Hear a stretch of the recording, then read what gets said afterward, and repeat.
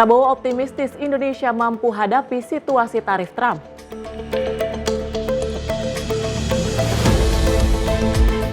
Sri Mulyani pastikan defisit APBN tidak jebol.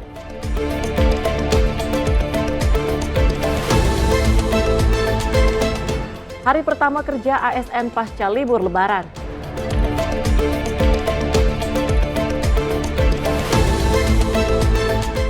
BMW terjun bebas dari tol belum selesai.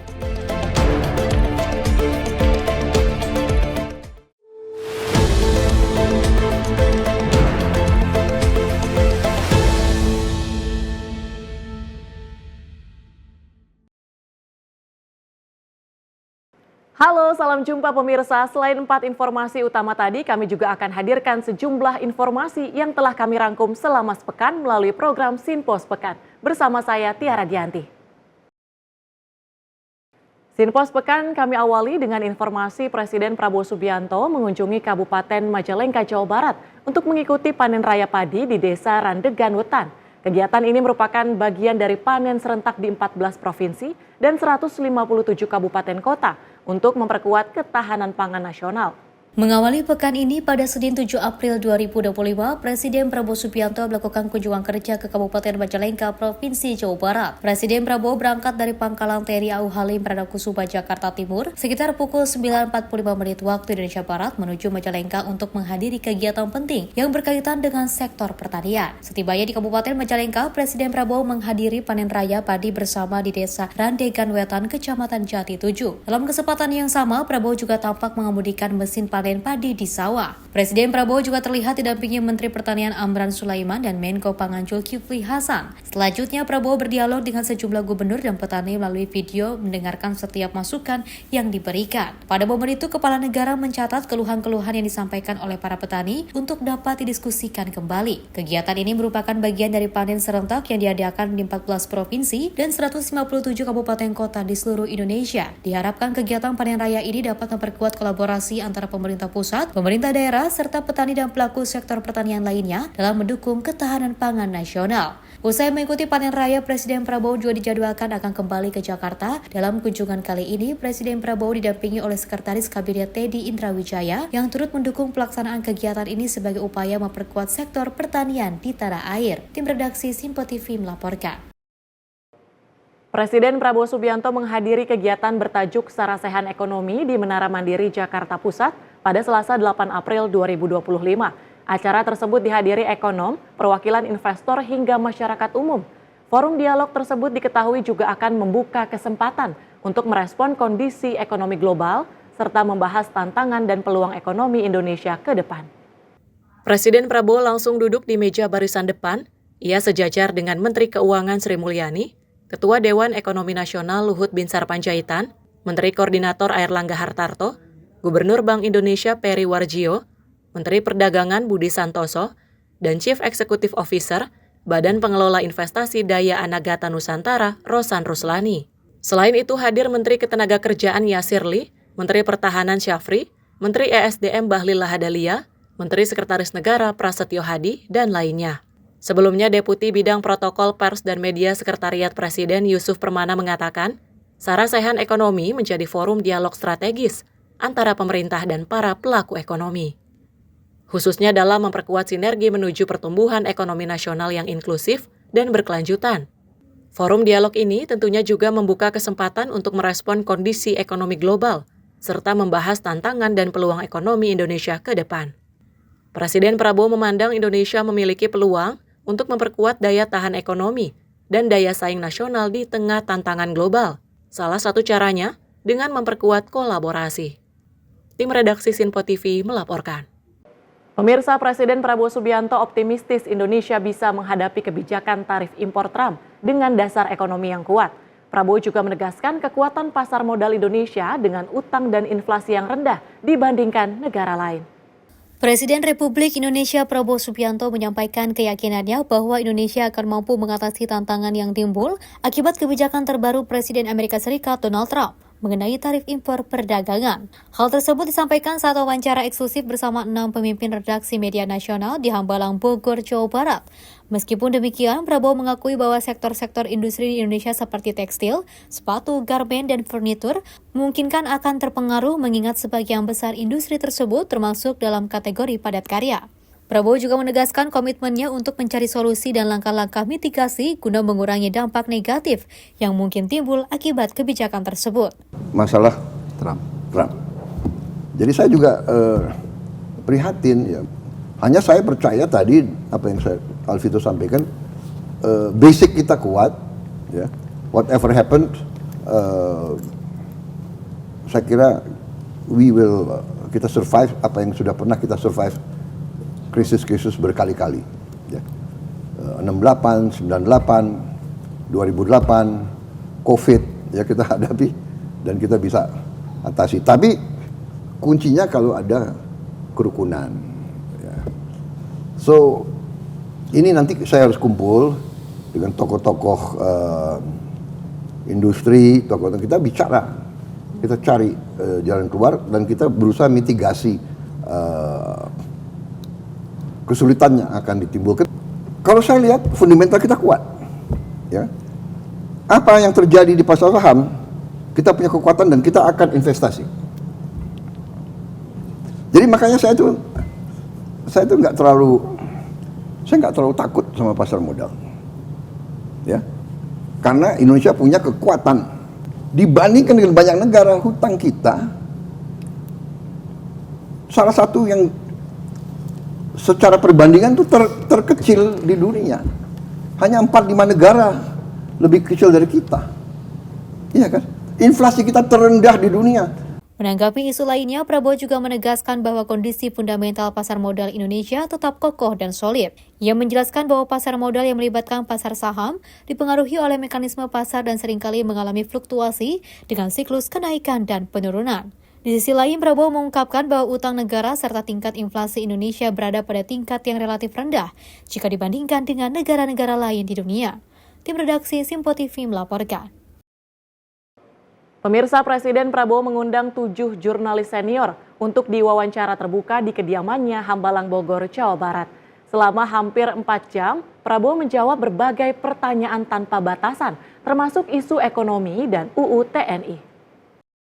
Presiden RI Prabowo Subianto mengundang 7 jurnalis kawakan untuk wawancara terbuka di perpustakaan pribadinya di kediaman Hambalang, Bogor, Jawa Barat pada Minggu 6 April 2025.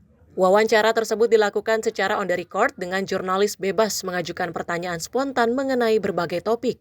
Hadir dalam kesempatan itu pemimpin redaksi TV One lalu Mara Satria Wangsa, pemimpin redaksi IDN Times Uni Lubis, founder narasi Najwa Shihab, pemimpin redaksi Detikcom Alvito Deanova Ginting, pemimpin redaksi SCTV Indosiar Retno Pinasti, dan pemimpin redaksi penanggung jawab harian Kompas Suta Dharma Saputra. Selama hampir 4 jam perbincangan, Presiden Prabowo menjawab berbagai pertanyaan dari para jurnalis, mulai dari isu ekonomi, IHSG, hingga Undang-Undang TNI. Menurut Suta Dharma Saputra, Prabowo membuka wawancara dengan memaparkan capaian pemerintahan Prabowo Gibran. Kemudian memberikan kesempatan bagi jurnalis untuk mengajukan pertanyaan seputar geoekonomi, penciptaan lapangan kerja, dan peran sektor swasta ke depan.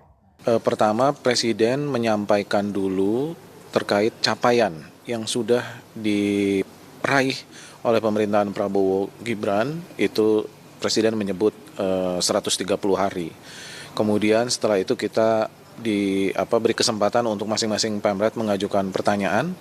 Kalau saya rangkum pertanyaannya itu banyak ya, mulai dari persoalan geoekonomi ya, karena pertama terkait dengan Trump, kenaikan tarif Trump.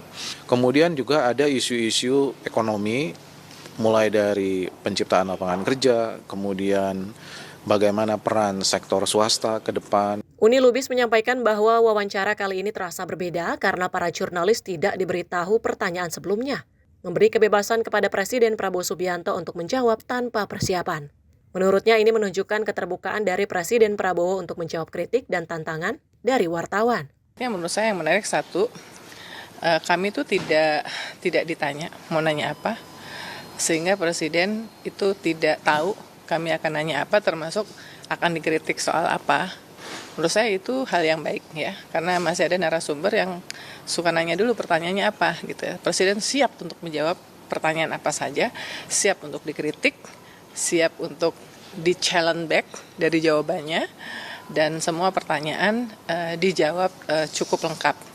Apakah jawabannya memuaskan atau tidak, tentu masing-masing kita yang bertanya punya ukurannya sendiri-sendiri ya. Tapi menurut saya ini langkah yang baik untuk menggambarkan keterbukaan dari pemerintahan Presiden Prabowo. Najwa Shihab juga menyatakan bahwa kesempatan berbicara langsung dengan Presiden adalah pengalaman berharga bagi media. Karena ini memberikan akses langsung untuk mengonfirmasi informasi penting dari sumber utama. Menariknya, Prabowo tidak keberatan dengan pertanyaan follow-up, memberikan kesempatan bagi jurnalis untuk menggali lebih dalam isu yang dianggap penting. Dan semakin banyak media yang bisa terlibat, karena kan media kan tentunya kan juga beda-beda prioritasnya, beda-beda target audiensnya. Jadi mungkin media yang khusus bicara seni, pertanyaan yang diajukan juga pastinya kan yang berkaitan dengan kepentingan pembacanya begitu. Media olahraga tentu nanti bertanya juga seputar isu-isu olahraga. Jadi semakin bervariasi media yang dilibatkan dalam pertemuan dan wawancara dengan Presiden, semakin kita bisa dapat perspektif yang beragam dari orang nomor 1 di negeri ini. Tim redaksi Sinpo TV melaporkan. Presiden Prabowo Subianto mengaku puas dengan pencapaian mudik Lebaran 2025 yang lancar tanpa kemacetan dan jumlah angka kecelakaan yang rendah. Menurutnya hal ini merupakan hasil kerja keras dari Kementerian Perhubungan, Kepolisian, dan juga TNI. Presiden Prabowo Subianto mengucapkan rasa terima kasihnya atas kerja keras dari Kementerian Perhubungan, Kepolisian, dan TNI dalam menjaga kelancaran arus lalu lintas mudik Lebaran 2025. Prabowo mengaku puas dengan pencapaian mudik Lebaran yang lancar tanpa adanya kemacetan, serta jumlah rasio angka kecelakaan yang turun sebesar 30%. Oleh karena itu, dirinya menyampaikan penghargaan kepada petugas yang selalu senantiasa menjaga kelancaran arus lalu lintas. Prabowo pun mencontohkan petugas kepolisian yang mengatur lalu lintas meski di saat panasnya terik matahari. Bismillahirrahmanirrahim. Assalamualaikum warahmatullahi wabarakatuh. Salam sejahtera bagi kita sekalian. Shalom, Om Swastiastu, Namo Buddhaya, salam kebajikan. Saudara sekalian, bapak-bapak, ibu-ibu yang saya hormati, tentunya sebagai insan yang bertakwa, marilah kita tidak henti-hentinya memanjatkan puji syukur kehadirat Tuhan Maha Besar, Tuhan Maha Kuasa, bagi umat Islam Allah Subhanahu wa Ta'ala, atas segala karunia, kesehatan, kedamaian yang diberikan kepada kita sekalian, sehingga kita dapat berkumpul siang hari ini di Aula Bank Mandiri dalam keadaan sehat walafiat. Karena kita masih di awal bulan Syawal, saya ucapkan kepada seluruh umat Islam yang hadir, selamat Idul Fitri 1446 Hijriah, mohon maaf lahir dan batin. Saya sekali lagi ingin di sini atas nama pemerintah mengucapkan terima kasih yang sebesar-besarnya kepada semua instansi, semua lembaga yang telah bekerja keras sehingga bulan puasa Ramadan tahun ini dan acara mudik dan kembali dari mudik berjalan dengan baik, lancar, dan merupakan suatu prestasi yang dilaporkan kepada saya, arus mudik yang terbesar selama ini, lebih besar dari tahun lalu, tapi tanpa kemacetan yang berarti, dan yang lebih memuaskan bagi kita adalah angka kecelakaan yang turun secara drastis. 30% lebih rendah kecelakaan dibandingkan dengan tahun yang lalu. Ini adalah hasil kerja keras, dan ini hasil kerja keras daripada Kementerian Perhubungan dan Kepolisian Republik Indonesia, termasuk juga TNI. Untuk itu sekali lagi saya ingin ucapkan terima kasih kepada instansi-instansi tersebut. Kementerian Perhubungan, orang libur, dia terus mengawaki pusat-pusat yang penting. Menara bandara tidak boleh berhenti, tidak boleh libur ya. Air traffic control kalau salah itu musibah yang besar. Para polisi yang sering dicaci maki, sering disalah-salahkan, padahal mereka diterik siang matahari tanpa kita sadar mereka bekerja keras menjaga kita, mengatur lalu lintas. Jadi ini saya pakai kesempatan ini untuk menyampaikan penghargaan. Prabowo menyampaikan penghargaan kepada petugas di lapangan yang menjaga dan mengatur lalu lintas arus mudik dan arus balik lebaran. Prabowo ingin kerja keras petugas diingat seluruh pihak. Dari Jakarta, Farijal Dio Malau, Sinpo TV melaporkan. Pemirsa, Presiden Prabowo Subianto optimistis Indonesia bisa menghadapi kebijakan tarif impor Trump dengan dasar ekonomi yang kuat. Prabowo juga menegaskan kekuatan pasar modal Indonesia dengan utang dan inflasi yang rendah dibandingkan negara lain. Presiden Republik Indonesia Prabowo Subianto menyampaikan keyakinannya bahwa Indonesia akan mampu mengatasi tantangan yang timbul akibat kebijakan terbaru Presiden Amerika Serikat Donald Trump mengenai tarif impor perdagangan. Hal tersebut disampaikan saat wawancara eksklusif bersama 6 pemimpin redaksi media nasional di Hambalang, Bogor, Jawa Barat. Meskipun demikian, Prabowo mengakui bahwa sektor-sektor industri di Indonesia seperti tekstil, sepatu, garmen, dan furnitur mungkinkan akan terpengaruh mengingat sebagian besar industri tersebut termasuk dalam kategori padat karya. Prabowo juga menegaskan komitmennya untuk mencari solusi dan langkah-langkah mitigasi guna mengurangi dampak negatif yang mungkin timbul akibat kebijakan tersebut. Masalah Trump. Jadi saya juga prihatin ya. Hanya saya percaya tadi apa yang Alvito sampaikan, basic kita kuat ya. Whatever happened, saya kira kita survive apa yang sudah pernah kita survive, krisis-krisis berkali-kali ya. 68, 98, 2008, COVID ya kita hadapi dan kita bisa atasi. Tapi kuncinya kalau ada kerukunan ya. So ini nanti saya harus kumpul dengan tokoh-tokoh industri, tokoh-tokoh kita bicara, kita cari jalan keluar dan kita berusaha mitigasi kesulitan yang akan ditimbulkan. Kalau saya lihat fundamental kita kuat, ya. Apa yang terjadi di pasar saham, kita punya kekuatan dan kita akan investasi. Jadi makanya saya itu nggak terlalu takut sama pasar modal, ya. Karena Indonesia punya kekuatan dibandingkan dengan banyak negara. Hutang kita salah satu yang secara perbandingan itu terkecil di dunia. Hanya 4-5 negara lebih kecil dari kita. Iya kan? Inflasi kita terendah di dunia. Menanggapi isu lainnya, Prabowo juga menegaskan bahwa kondisi fundamental pasar modal Indonesia tetap kokoh dan solid. Ia menjelaskan bahwa pasar modal yang melibatkan pasar saham dipengaruhi oleh mekanisme pasar dan seringkali mengalami fluktuasi dengan siklus kenaikan dan penurunan. Di sisi lain, Prabowo mengungkapkan bahwa utang negara serta tingkat inflasi Indonesia berada pada tingkat yang relatif rendah jika dibandingkan dengan negara-negara lain di dunia. Tim redaksi Sinpo TV melaporkan. Kita beralih ke agenda Wakil Presiden, di mana Wakil Presiden Gibran Rakabuming Raka berkunjung ke permukiman warga di Kampung Tapos Ujung Wilayah RW 2 Depok dan Petojo Utara 1 Jakarta pada Senin 7 April 2025. Dalam kesempatan itu, Wapres diantaranya membawa 100 paket bantuan di masing-masing lokasi, berisikan beras, minyak goreng, serta gula pasir yang diserahkan langsung kepada warga. Hari terakhir masa cuti bersama dalam rangka perayaan Idul Fitri 2025, Wakil Presiden Gibran Rakabuming Raka berkunjung ke permukiman warga di Kampung Tapos Ujung Wilayah RW 2 Depok dan Petojo Utara 1 Jakarta pada Senin 7 April 2025. Wapres menyapa masyarakat yang sangat antusias menyambut kedatangannya. Dalam kesempatan itu, Wapres diantaranya membawa 100 paket bantuan di masing-masing lokasi, berisikan beras, minyak goreng, serta gula pasir yang diserahkan langsung kepada warga.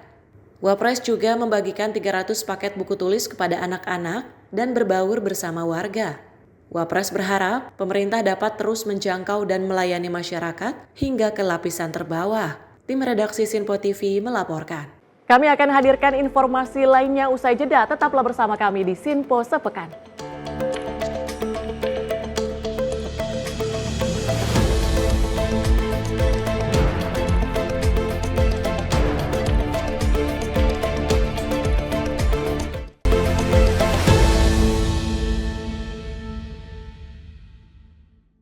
Pemirsa Sinpo TV kembali hadir menemani Anda dengan berbagai informasi yang telah kami rangkum dalam sepekan. Sajian lengkap informasi sepekan kami hadirkan untuk Anda. Badan Legislasi DPR menemui masa unjuk rasa di depan gedung DPR RI Senayan, Jakarta. Menemani akhir pekan Anda bersama keluarga dengan rangkuman berita menyeluruh dalam Sinpo Sepekan setiap minggu pukul 6 pagi hanya di Sinpo TV. Kami hadir dengan rangkaian informasi dari berbagai penjuru dunia. Topik dan isu yang tengah menjadi sorotan mancanegara dikemas dengan lengkap untuk Anda.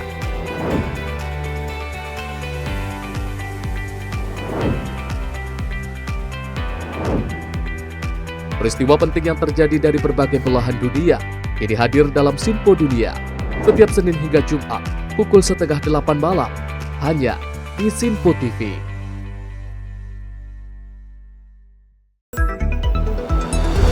Jadilah yang pertama mengetahui perkembangan terkini seputar informasi dari lembaga parlemen. Punya data nasional, tidak ada satupun backup berarti kan? Tiba-tiba ada putusan yang nggak masuk akal dan seperti ini gitu. Kita biarkan rekomendasi kepada KPK, periksa! Kami hadirkan informasi paling akurat untuk mengawal setiap informasi dalam rapat komisi dan paripurna. Tentunya bersama saya Andi Rezaldi Yang telah kami rangkum dalam program Sinpo Parlemen. Saya Arif Rifan. Saksikan Sinpo Parlemen setiap Sabtu pukul 6 pagi hanya di Sinpo TV. Halo pemirsa, kami kembali hadir dengan sejumlah informasi yang kami himpun dari berbagai penjuru dunia. Rangkaian informasi yang membuat akhir pekan Anda begitu bermakna. Sebuah kelompok di Afrika Selatan memberikan layanan pertunjukan film dengan tenaga surya. Berita yang menjadi sorotan media dari dalam dan luar negeri kami hadirkan untuk menemani pekan Anda dalam Sinpo Dunia Sepekan, Sabtu dan Minggu pukul 9 pagi, hanya di Sinpo TV.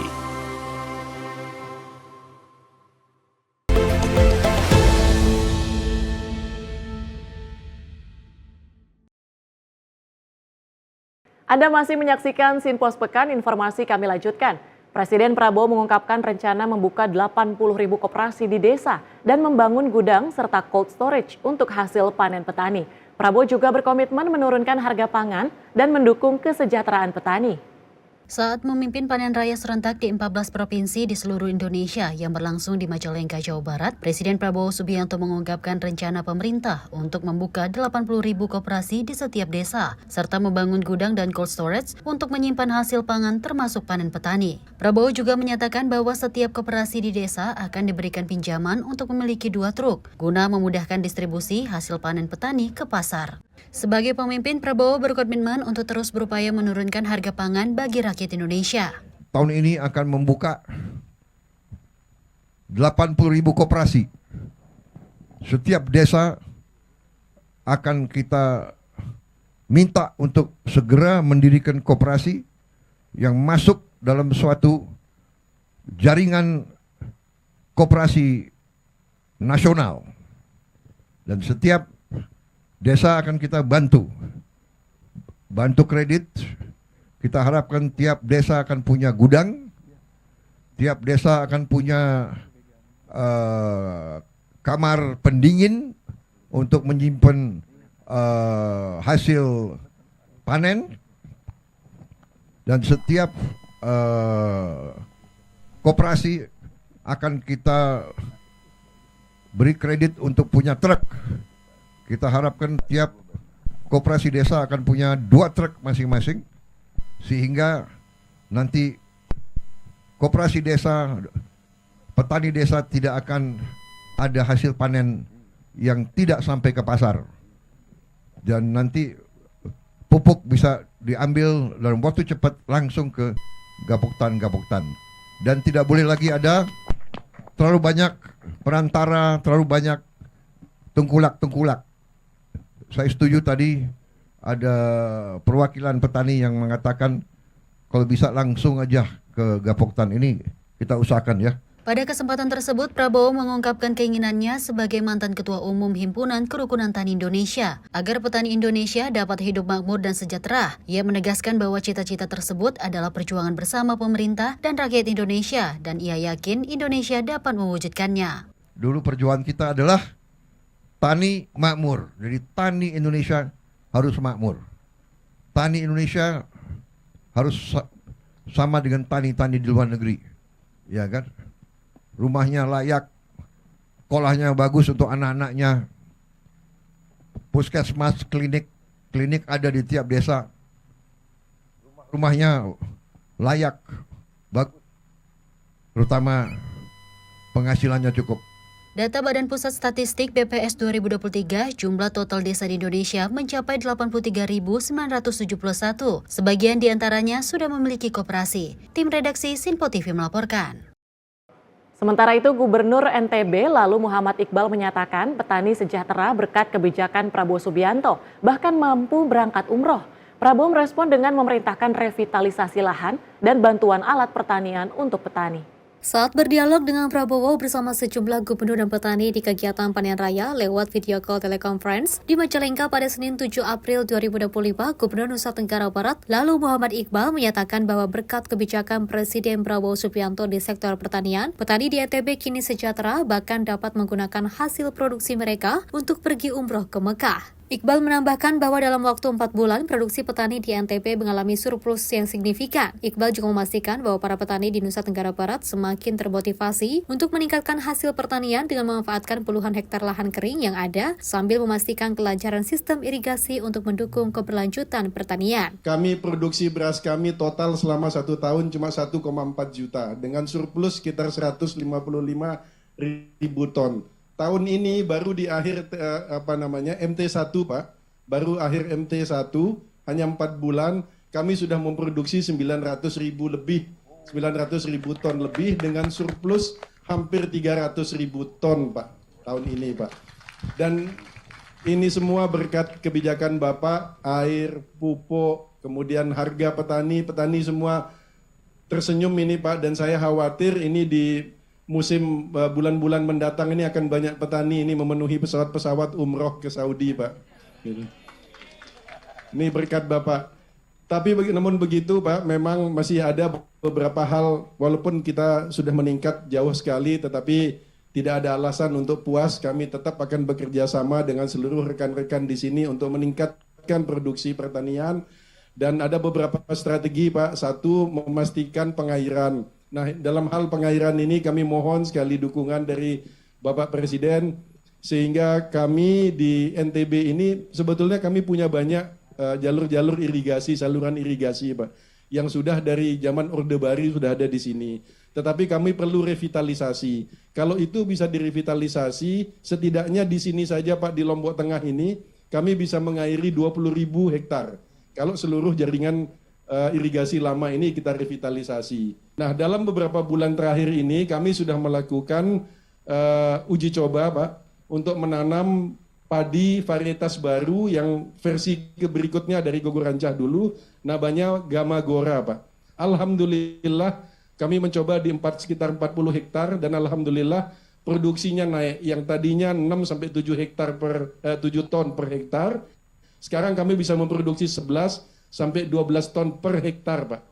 Jadi kalau akan ada bantuan, dengan senang hati kami menerima, dan kami yakin bahwa dengan kerjasama kami semua, dengan kekompakan kami semua, pelan-pelan tapi pasti petani-petani di NTB akan terus tersenyum, Pak, dan mendoakan Bapak supaya Bapak selalu sehat, diberikan kekuatan dan bisa terus memimpin kami sampai kita bisa mencapai Indonesia yang besar. Dan menanggapi hal itu, Prabowo Subianto segera menugaskan Menteri Pertanian Amran Sulaiman untuk melakukan revitalisasi lahan 20 hektar di Lombok Tengah dan menambah bantuan traktor serta kombain bagi petani Nusa Tenggara Barat. Ia optimis Indonesia bisa menjadi lumbung pangan dunia mengingat hasil panen raya serentak di 14 provinsi, termasuk peningkatan penghasilan benih di Nusa Tenggara Barat yang mencapai 10 ton per hektar. Tim redaksi Sinpo TV melaporkan.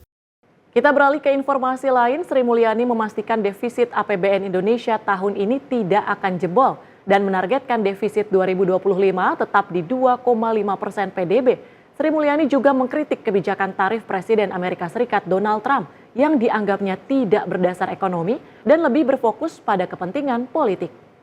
Dalam kegiatan sarasehan ekonomi bersama Presiden Republik Indonesia yang diadakan di Menara Mandiri, Jakarta pada Selasa 8 April 2025, Menteri Keuangan Sri Mulyani Indrawati memberikan jaminan bahwa defisit anggaran pendapatan dan belanja negara atau APBN Indonesia tahun ini tidak akan melebihi batas dan menghimbau masyarakat termasuk pelaku pasar untuk tidak merasa cemas. Sri Mulyani juga menyampaikan bahwa target defisit APBN 2025 akan tetap berada di sekitar 2,5% terhadap produk domestik bruto atau PDB yang setara dengan 616,2 triliun rupiah. Ia meyakini bahwa defisit tersebut dapat terkendali dengan belanja negara yang sesuai dengan target sebesar 3.621,3 triliun. Dan pendapatan negara diperkirakan mencapai 3.005,1 triliun. Jadi jangan khawatir tidak jebol APBN-nya. Program-program Bapak Presiden ada di dalam ruang APBN yang ada. Pembangunan desa termasuk koperasi desa itu juga nanti akan menggunakan dana desa. Dan Danantara yang di-establish termasuk penggunaan dividen itu sudah kita perhitungkan. Di samping itu, Sri Mulyani turut memberikan tanggapan mengenai kebijakan Presiden Amerika Serikat Donald Trump yang menerapkan tarif baru terhadap puluhan negara termasuk Indonesia. Menurutnya, kebijakan tersebut tidak didasari oleh pertimbangan ekonomi yang kuat. Sri Mulyani berpendapat bahwa kebijakan tarif ini lebih berkaitan dengan kepentingan Trump untuk mengurangi defisit perdagangan Amerika Serikat dengan negara lain, sehingga tidak memiliki dasar ekonomi yang solid. Tarif resiprokal yang disampaikan oleh Amerika terhadap 60 negara menggambarkan cara penghitungan tarif tersebut yang saya rasa semua ekonom yang sudah belajar ekonomi tidak bisa memahami. Jadi ini juga sudah tidak berlaku lagi ilmu ekonomi. Yang penting pokoknya tarif duluan. Karena tujuannya adalah menutup defisit. Tidak ada ilmu ekonominya di situ. Menutup defisit itu artinya saya tidak ingin tergantung atau beli kepada orang lain lebih banyak dari apa yang saya bisa jual kepada orang lain. Itu is purely transactional. Nggak ada landasan ilmu ekonominya. Tim redaksi Simpo TV melaporkan. Informasi selanjutnya, Gubernur Jawa Timur Hovifah Indar Parawansa meninjau lokasi terjadinya bencana tanah longsor di jalur Cangar Pacet, tepatnya di Jalan Sumber Berantas Pacet, Kabupaten Mojokerto pada Minggu 6 April 2025. Gubernur Hovifah segera berkoordinasi dengan jajaran terkait, termasuk juga kepala desa setempat. Gubernur Hovifah meninjau langsung titik bencana longsor yang terjadi pada Kamis lalu. Begitu tiba di lokasi, Gubernur Hovifah segera berkoordinasi dengan jajaran terkait termasuk juga kepala desa setempat. Pasalnya, bencana longsor terjadi akibat adanya aliran sungai yang tersumbat pohon tumbang. Sumbatan tersebut akhirnya membuat jenuh aliran sungai dan menyebabkan longsor terutama saat kejadian curah hujan yang turun berintensitas cukup tinggi. Untuk itu pihaknya meminta dinas terkait bekerja sama dengan Pemkab Mojokerto untuk segera menormalisasi sungai tersebut agar puluhan hektar sawah yang selama ini menggantungkan aliran sungai tersebut bisa tetap mendapatkan sumber air. Lebih lanjut terkait penanganan longsor, Gubernur Hovifah menegaskan bahwa dalam 2 hari ke depan pihaknya meminta agar proses pembersihan bisa segera dilakukan secara intensif. Setelah pembersihan yang diperkirakan membutuhkan waktu 2 hari, Gubernur Hovifah menyebut langkah selanjutnya adalah pemasangan bronjong untuk mencegah longsor di waktu mendatang. Tim redaksi Simpo TV melaporkan. Pemirsa, Menteri Energi dan Sumber Daya Mineral Bahlil Lahadalia memastikan kualitas bahan bakar minyak bagi masyarakat Maluku sudah sesuai dengan ketentuan pemerintah. Hal ini disampaikan Bahlil saat melakukan kunjungan kerja di Provinsi Maluku pada Sabtu 5 April 2025. Selain BBM, pasokan listrik di wilayah Maluku pada perayaan Idul Fitri tahun 2025 juga beroperasi dengan baik tanpa adanya kendala pemadaman. Dalam kesempatan ini, Bahlil juga memerintahkan pembangunan 6 stasiun pengisian bahan bakar umum nelayan tambahan di Provinsi Maluku. Selain meninjau ketersediaan BBM, Menteri Bahlil juga mengunjungi PLN UP3B Maluku untuk memeriksa kesiapan pasokan listrik di wilayah tersebut. Kunjungan ini dilakukan untuk memastikan bahwa nelayan listrik berjalan dengan baik, mengingat kebutuhan yang meningkat saat momen Idul Fitri. Saya hari ini melakukan kunjungan kerja ke Maluku bersama-sama dengan tim Satgas Hari Raya Idul Fitri akan melakukan pengecekan terhadap kesiapan Satgas dalam hal Pertamina dan PLN dalam mempersiapkan untuk arus mudik. Alhamdulillah secara keseluruhan untuk pada saat arus mudik H-1 minggu, H-10 hari pada saat liburan itu tidak terjadi kendala apapun. Overall secara nasional dalam persiapan Hari Raya Idul Fitri alhamdulillah bagus. Hari ini di Maluku kami mengecek tentang arus baliknya dari secara kualitas BBM. Alhamdulillah juga sudah tertib. Jadi nggak perlu lagi ada keraguan dari saudara-saudara kami semua yang ada di Maluku untuk kualitas BBM kita. RON 90, RON 92 kita sudah cek juga. Itu semua listrik kita bagus, nggak ada yang padam-padam. Itu dulu pelaporannya. Dari pemerintahan Pak Prabowo, kebetulan kami diperintahkan untuk langsung turun ke lapangan dalam memastikan desa-desa mana aja akan kita dorong penetrasi programnya. Dan ini salah satu konsen kami di wilayah Maluku, wilayah Papua, NTT, sebagian Kalimantan, Sumatera, dan juga masih banyak di Sulawesi. Sampai dengan hari ini, implementasi BBM satu harga, formulasinya masih formulasi lama dan tidak ada kenaikan harga apapun. Terkecuali BBM yang memang bukan bagian daripada subsidi. Kalau itu ada formulasi dan harga pasti. Hal ini merupakan respon atas permintaan masyarakat yang disampaikan melalui pemerintah daerah guna memastikan ketersediaan BBM bagi kapal nelayan yang ingin melaut. Pada kunjungan kerja ini, Kepala Badan Pengatur Hilir Minyak dan Gas Bumi atau BPH Migas, Erika Retnowati menyampaikan bahwa selama masa arus mudik dan arus balik lebaran, dipastikan seluruh sektor energi dalam kondisi aman. Tim redaksi Simpo TV melaporkan. Masih dalam agenda kementerian, di mana Kementerian Pelindungan Pekerja Migran Indonesia bersama Universitas Tadulako Palu menjajaki kerjasama dalam menyiapkan SDM terdidik untuk dipekerjakan ke luar negeri. Hal ini dikarenakan Universitas Tadulako memiliki potensi yang cukup besar dalam menghasilkan pekerja yang berkualitas. Menteri Pelindungan Pekerja Migran Indonesia Abdul Qadir Karding melakukan pertemuan dengan Rektor Universitas Tadulako Palu, Profesor Amar. Pertemuan ini juga menjadi ruang diskusi yang konstruktif untuk menjajaki kerjasama dalam menyiapkan SDM terdidik yang siap diberdayakan di luar negeri. Selain itu, pembahasan mengenai pengembangan program vokasi, pelatihan hingga skema pembiayaan yang tepat sasaran tengah dipersiapkan. Untuk itu, dengan adanya koordinasi dari UNTAD terhadap sejumlah sekolah keperawatan di Sulawesi Tengah memiliki peluang yang besar guna menciptakan ekosistem penempatan tenaga kesehatan yang terampil. Alhamdulillah hari ini saya bertemu dengan Pak Rektor Universitas Tadulako Palu, Sulawesi Tengah dalam rangka mendiskusikan kemungkinan bisa bekerja sama dalam konteks penyiapan pekerja-pekerja terdidik yang akan nanti ditempatkan di luar negeri. Kita lagi berpikir bagaimana konsep vokasi atau pelatihannya, sekaligus juga pembiayaannya nanti seperti apa. Dan pada prinsipnya potensi di Universitas Tadulako ini cukup besar, terutama minat ada 20% dari total angkatan misalnya 50.000 ya, 20%-nya itu berminat bekerja di luar negeri. Itu satu.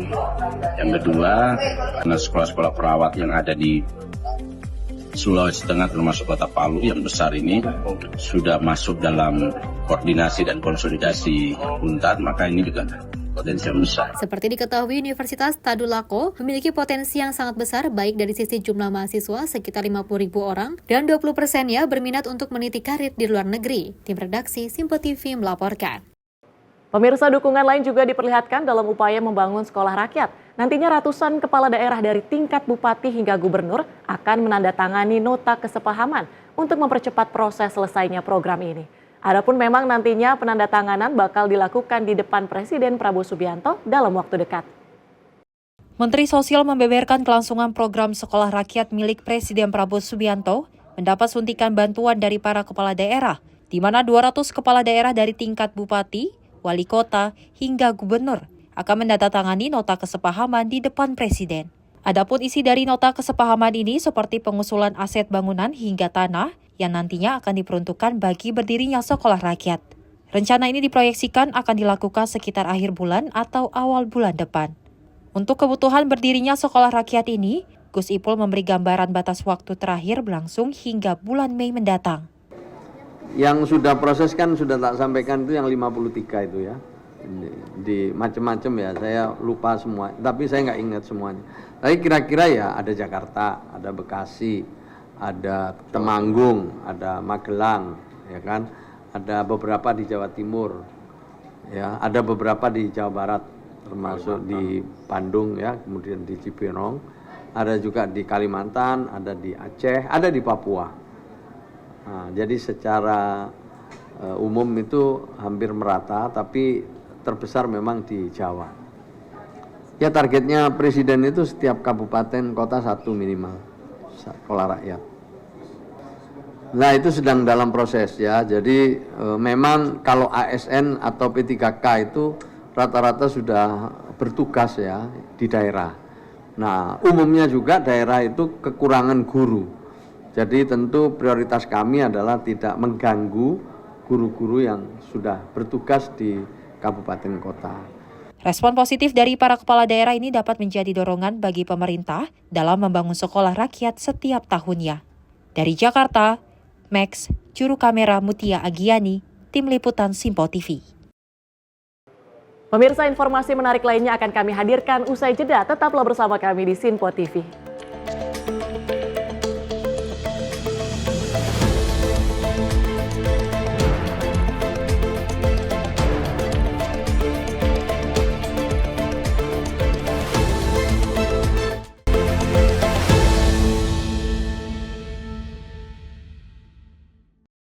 Halo, selamat pagi pemirsa Simpo TV. Selamat pagi Andi. Selamat pagi Fen. Beragam informasi terbaru hadir menemani Anda sebelum memulai hari. Itu memang dari Menteri Perhubungan juga mendukung, Betul. dari Menteri Keuangan juga mendukung, dan kita sebagai masyarakat pun juga Harus mendukung. Mengangkat isu yang tengah menjadi pembicaraan paling hangat. Semarakan pagi Anda bersama Menyapa Pagi. Setiap Senin hingga Jumat pukul 6 pagi.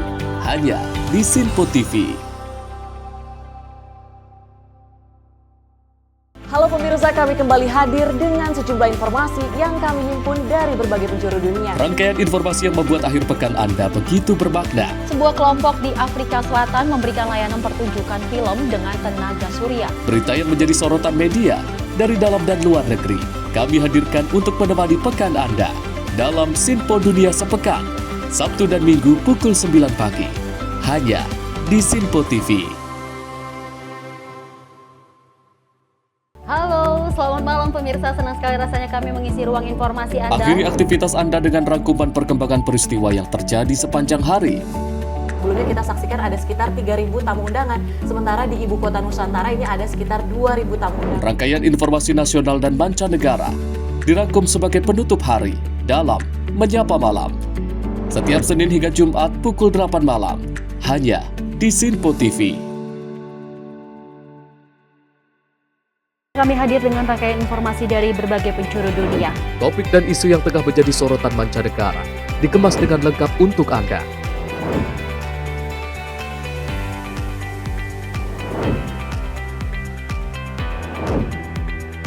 Peristiwa penting yang terjadi dari berbagai belahan dunia kini hadir dalam Simpo Dunia setiap Senin hingga Jumat pukul 7:30 malam hanya di Simpo TV.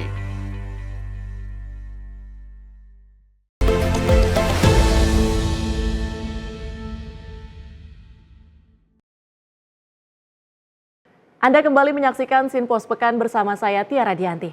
Pemirsa, Stasiun Pasar Senen Jakarta Pusat masih ramai pemudik pada arus balik Lebaran 2025. Meski jumlah pemudik yang tiba berkurang dibanding kemarin, sebanyak 19.580 penumpang nantinya akan tiba di Jakarta. Ratusan pemudik terus memadati Stasiun Pasar Senen Jakarta Pusat di arus balik mudik Lebaran pada Senin siang. PT KAI Daob 1 Jakarta mencatat sebanyak 19.850 penumpang akan tiba di Stasiun Pasar Senen. Sebanyak 88 kereta api jarak jauh ini didominasi berasal dari Jawa Timur dan juga Jawa Tengah. Sementara itu jumlah pemudik yang tiba di Jakarta lebih sedikit dibanding hari kemarin yang mencapai 19.620 penumpang. Arus balik sementara ini untuk kedatangan hari ini ada sebanyak kurang lebih 51.452 penumpang yang akan datang di wilayah Daob 1 Jakarta. Adapun rinciannya adalah sebagai berikut.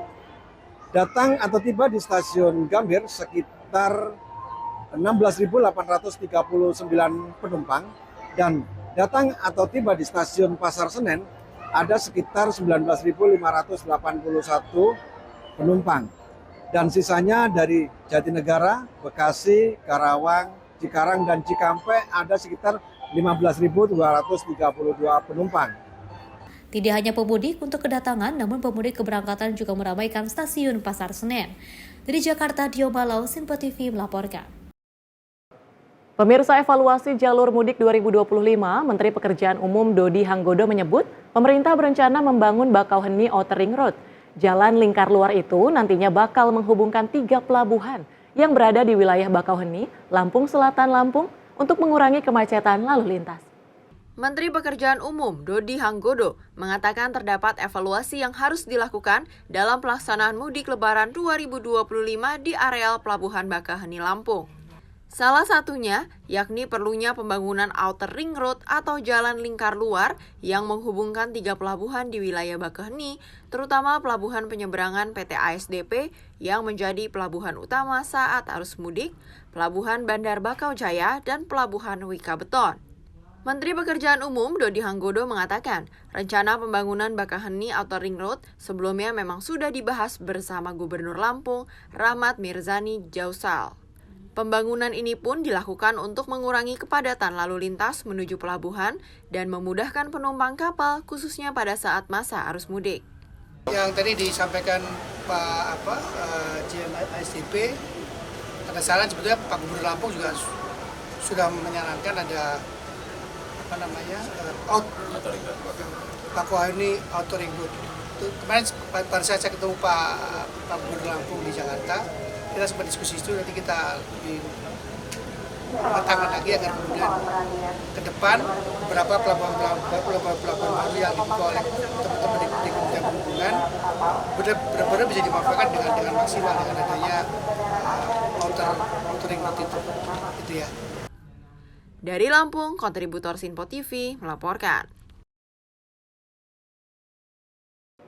Pemirsa, hari pertama masuk bekerja aparatur sipil negara di lingkup kantor kecamatan dan kelurahan di wilayah Kembangan, Jakarta Barat sudah 99%. Ratusan ASN sudah mulai bekerja melayani masyarakat.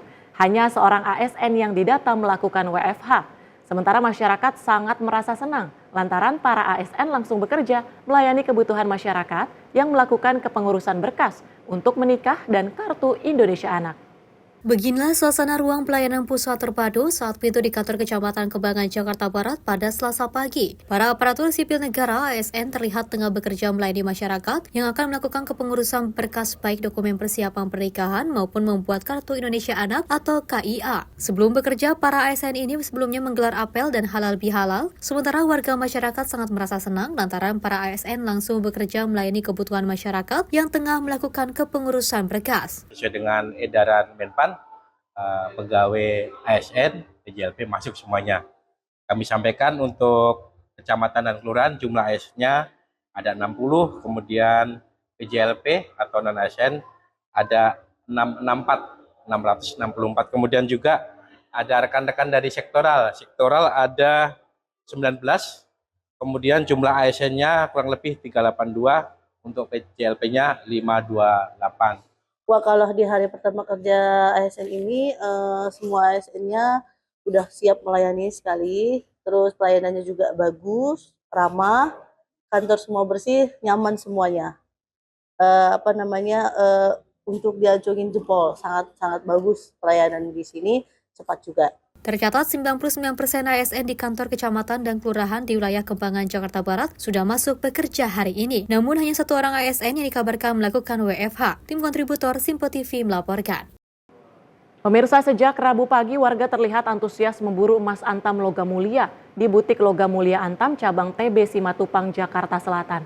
Mereka membeli emas untuk keperluan investasi jangka panjang serta mengantisipasi dampak ketidakpastian ekonomi global.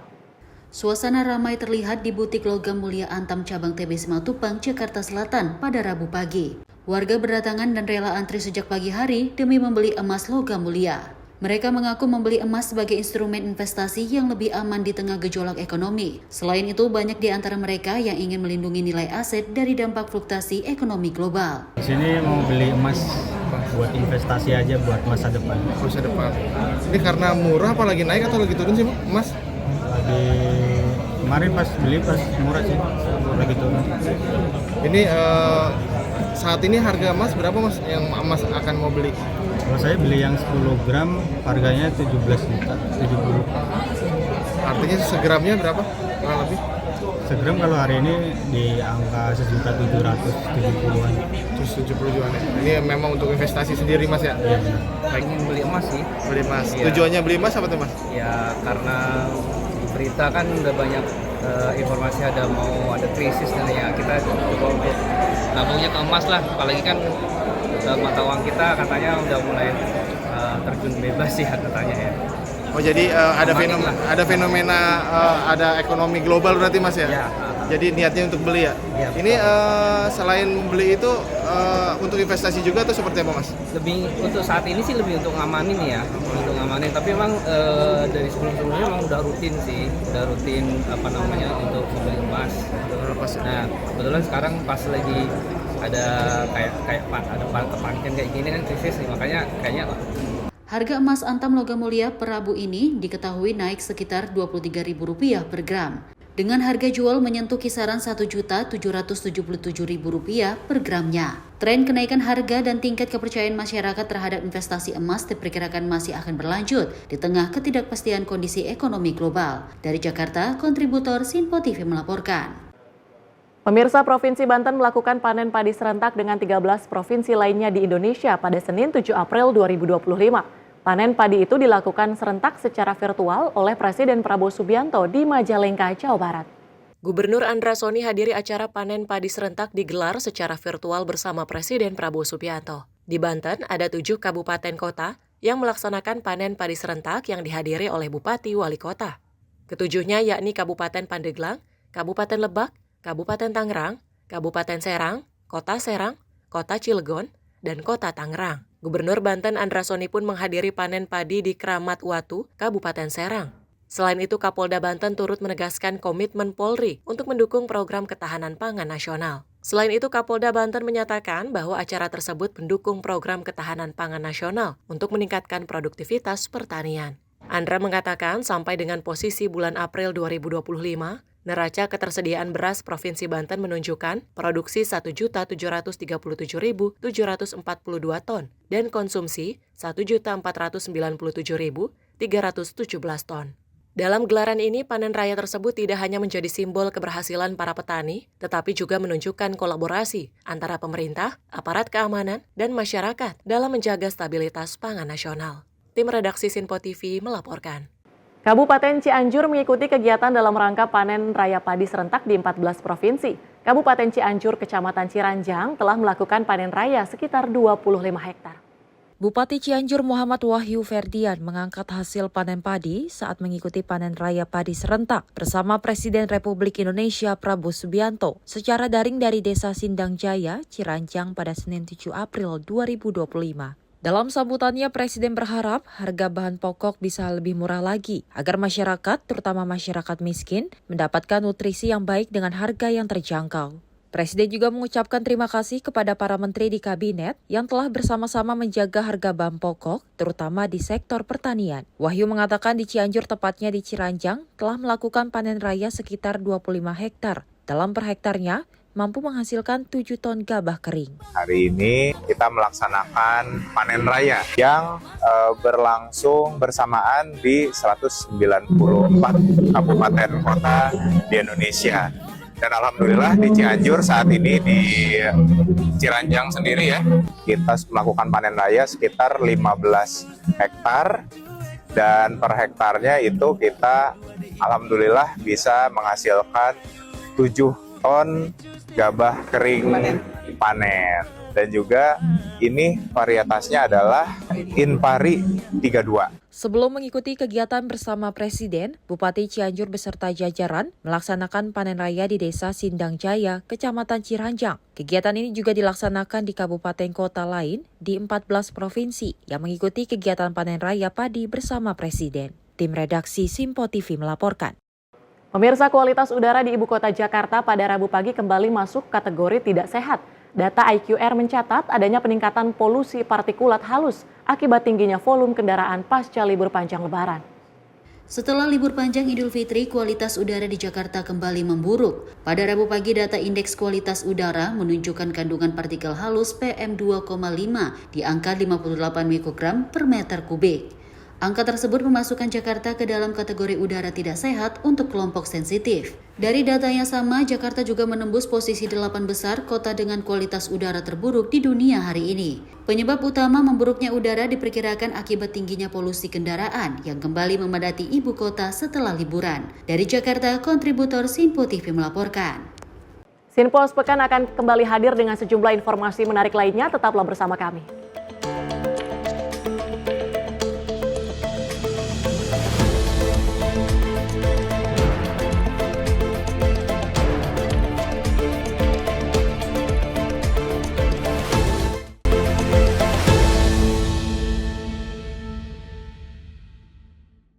Pemirsa, Sinpo TV kembali hadir menemani Anda dengan berbagai informasi yang telah kami rangkum dalam sepekan.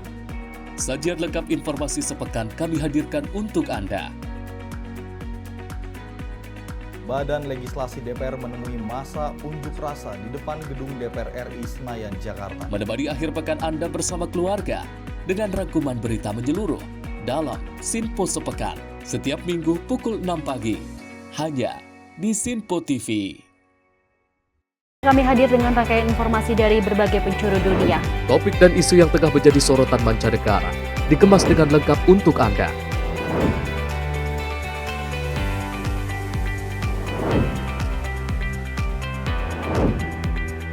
Peristiwa penting yang terjadi dari berbagai belahan dunia ini hadir dalam Sinpo Dunia setiap Senin hingga Jumat pukul 7:30 malam hanya di Sinpo TV.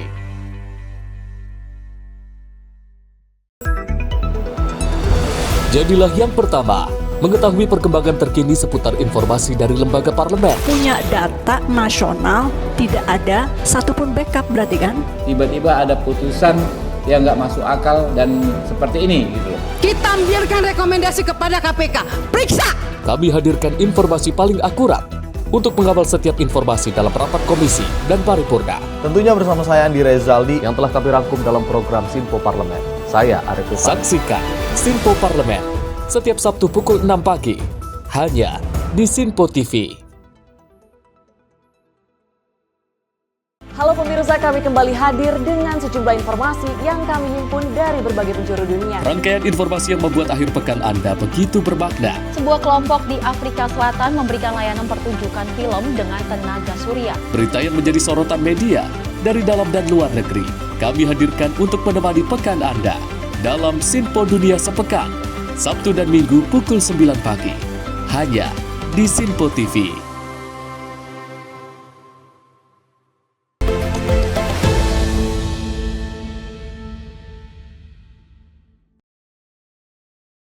Terima kasih pemirsa, Anda masih menyaksikan Sinpo Sepekan. Informasi kami lanjutkan.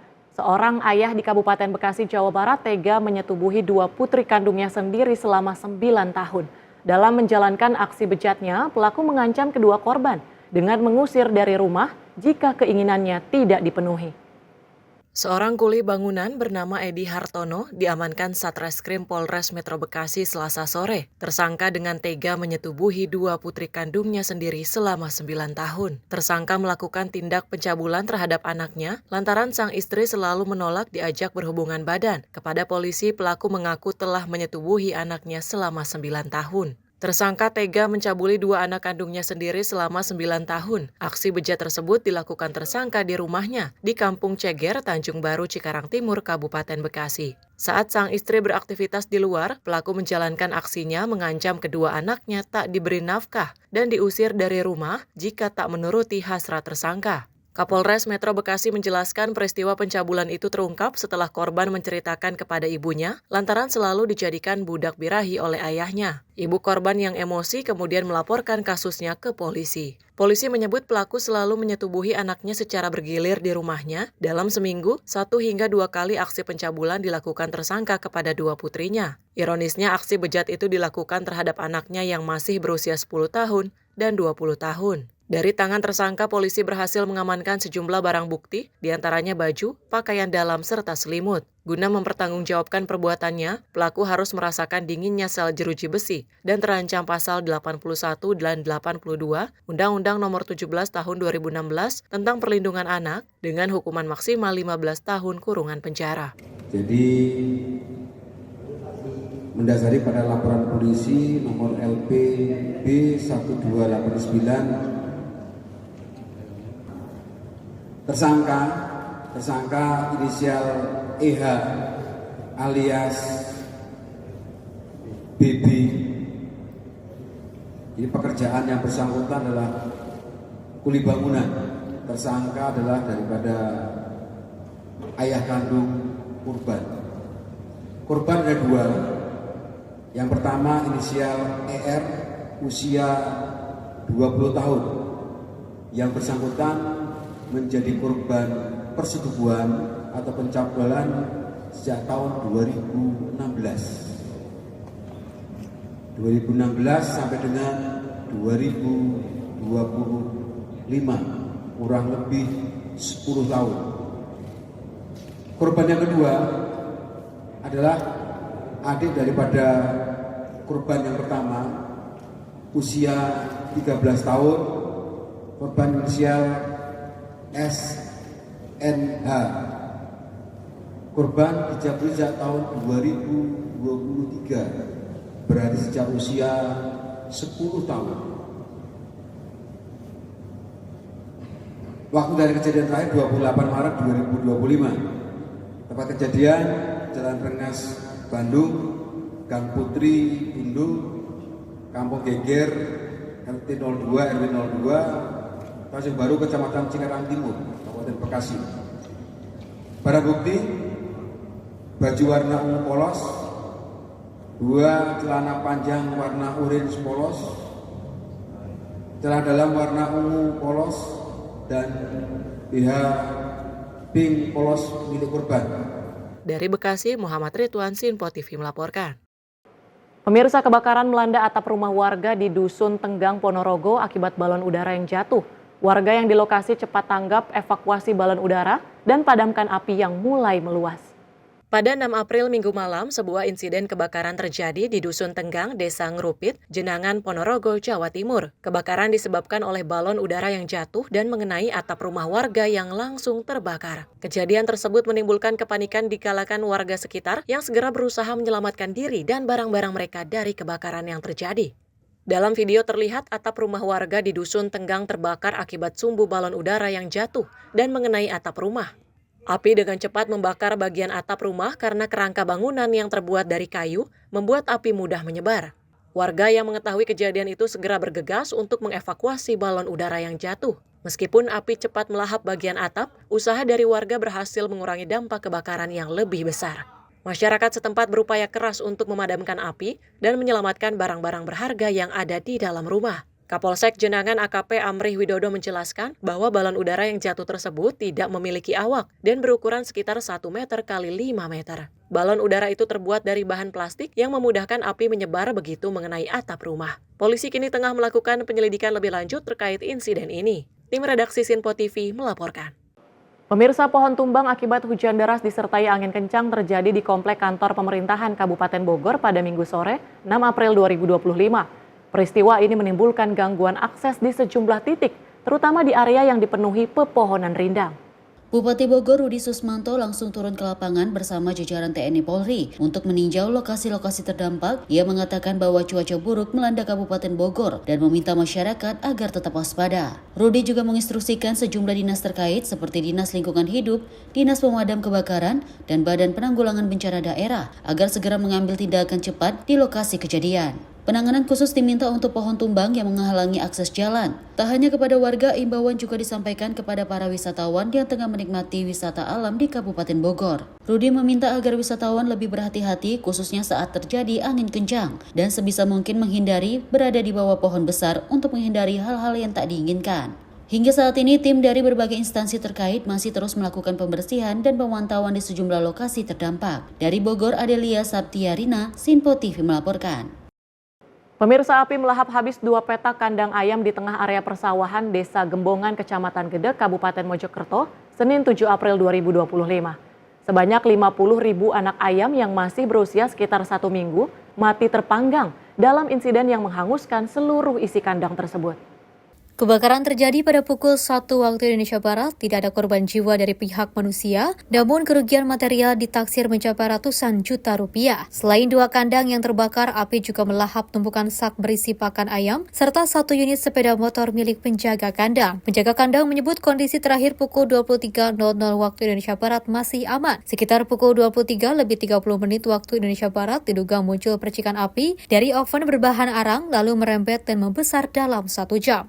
Masing-masing kandang berisi sekitar 25.000 anak ayam dengan usia antara 12 hingga 15 hari. Api yang membesar dengan cepat membuat penjaga panik karena saat kejadian mereka tengah terlelap. Hanya sebagian kecil anak ayam yang berhasil diselamatkan. Kebakaran dilaporkan ke Polsek Gedek pukul 1:15 waktu Indonesia Barat, disusul kedatangan petugas pemadam BPBD Mojokerto pukul 2 waktu Indonesia Barat, yang kemudian berhasil memadamkan api 1 jam setelahnya. Dari Jakarta, Adelia Syaptarina, Simpo TV melaporkan.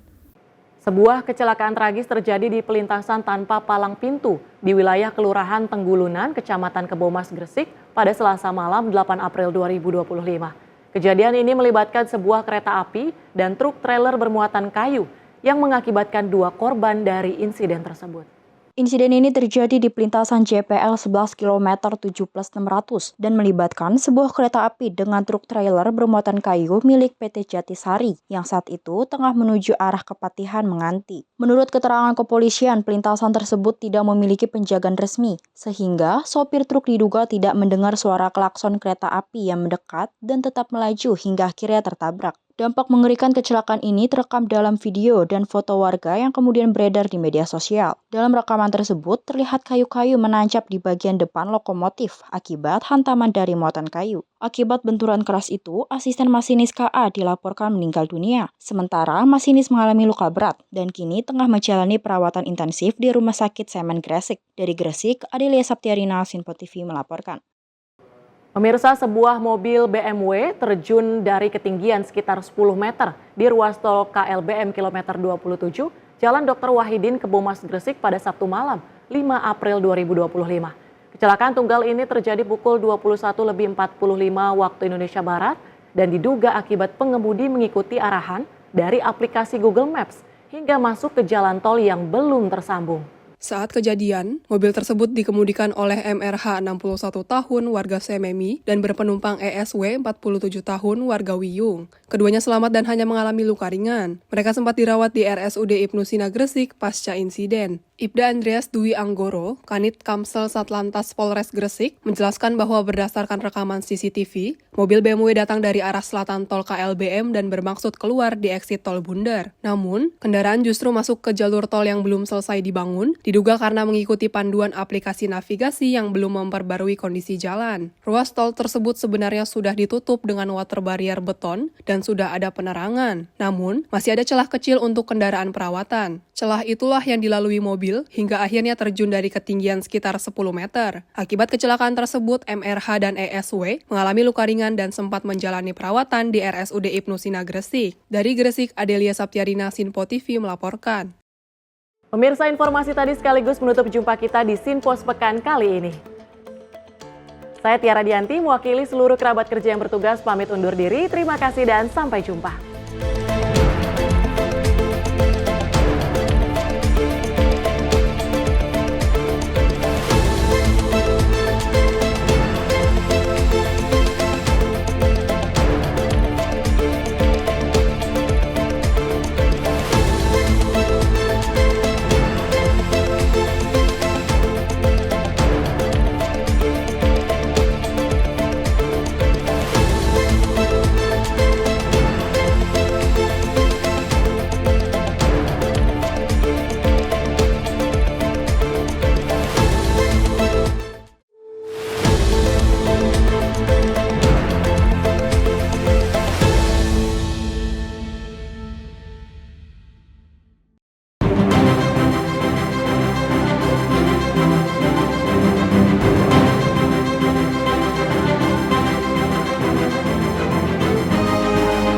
Simpo TV, News, Sport, Entertainment.